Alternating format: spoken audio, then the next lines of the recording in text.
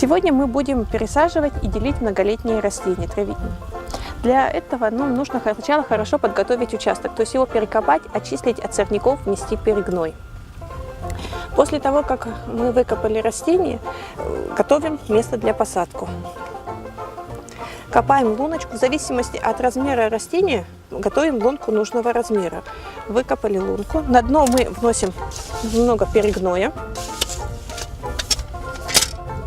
припудриваем золой, перемешиваем и обильно заливаем водой.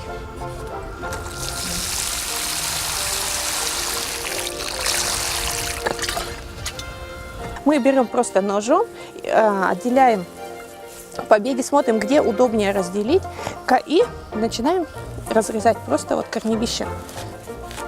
Разрезаем. На каждой деленке должно быть хотя бы по 5-6 почек. Затем срезы мы припудриваем золой для избежания проникновения туда болезнетворных бактерий. После подготовленное место мы начинаем высаживать. Высаживаем растения мы на том же уровне, на котором они росли раньше. То есть не заглубляя, не сажая высоко, по уровень корневой шейки. Закапываем.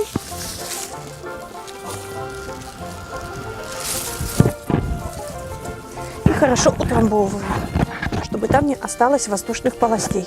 Можно сделать вокруг небольшую лунку, чтобы там скапливалась вода. И еще раз хорошо поливаем. Наиболее оптимальное время для пересадки и для деления растений – это вторая половина мая, в начале июня, до установления жарких солнечных дней, и после 20 августа. После того, как вода впитается, сверху еще мульчируем перегноем. Сверху мульчируем небольшим количеством перегноя.